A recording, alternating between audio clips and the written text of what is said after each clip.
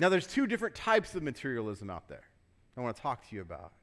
Like, there's two. And don't worry, you can have both of these, guys. It's okay. You can be both driven. You can be driven in both directions. The first type of materialism is that is a drive to acquire.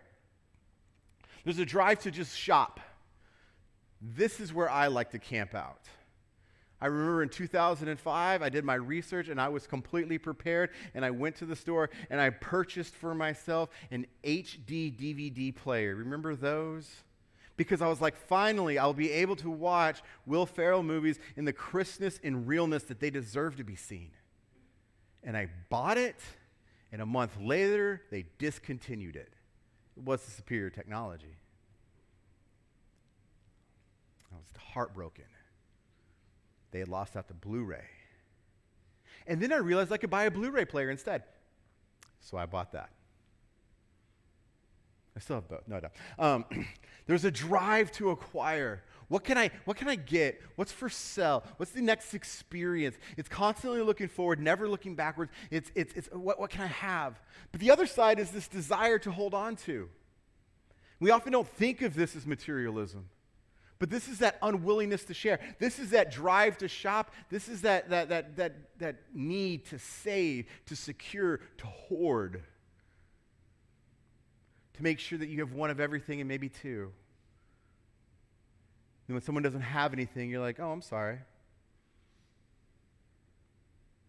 You want to keep it to yourself. We don't often think of that as materialism, but it is. That need to hoard or store up. Now, they're attached to these other things. The drive to acquire is really this pleasure-seeking impulse that we all have.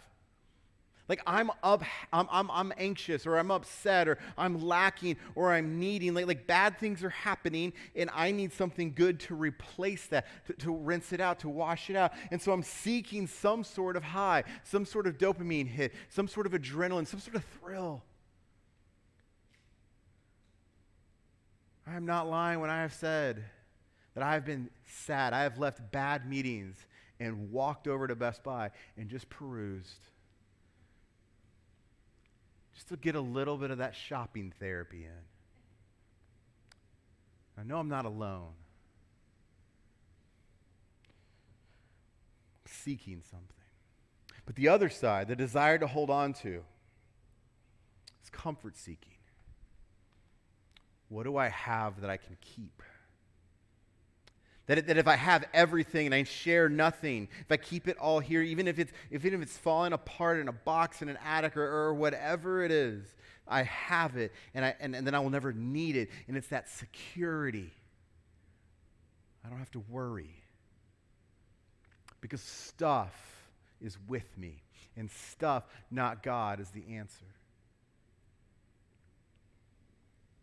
Now, I don't know, you can plot yourself on these. Maybe you have both of them. Maybe they're inversely related. I think as somebody who's really pleasure-seeking and driven to acquire, I tend to be very generous on this side. Why? Because it makes more space for new stuff. Like that tends to be my wiring.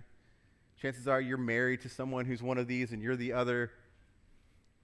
And you're like, oh, I thought it was easy because I was the saver and she was the spender. Oh, no, we're both materialists. That's okay. God has hope for us. So when we hear the verse, when we read the verse, in Exodus 20:15 says, do not steal, God isn't just talking about theft. He's really talking about our relationship with things. That do you need that? Or can you trust God instead?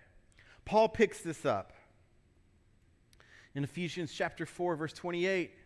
He's kind of given some rules, basically, in Ephesians. Ephesus was kind of this crazy place. Like, he showed up, the church went crazy, it was awesome. Then he stepped away, then he had to kind of step in and write a letter to get the people kind of aligned properly. And then chapter 4 through the rest of the book is how do you organize your life? And he offers this. He goes, anyone who has been stealing must steal no longer. He just brings right up Exodus 20.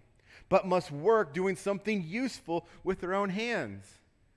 In other words, you need to change kind of that. You have that relationship where you just take. Now you have the relationship where you need to earn. Well, that sounds good. Don't steal, earn. But there's more. So that they may have something to share with those in need. You see, it doesn't go stealing to saving. It goes stealing, saving to sharing. And this might be the biggest confusion we face, is that there's some confusion about stuff. We don't really know what to do with our stuff. You see, the opposite of stealing is sharing, right? I mean, it's pretty simple. Like if you take somebody's stuff, that's theft. And if you give somebody some of your stuff, that's sharing.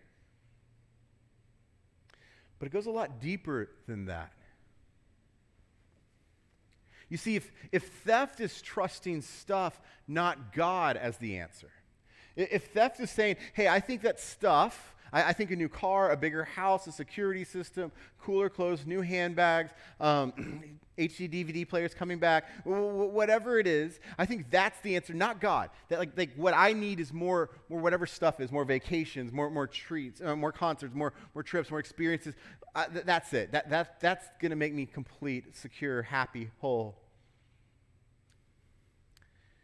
If that's materialism, then generosity is trusting God instead of stuff.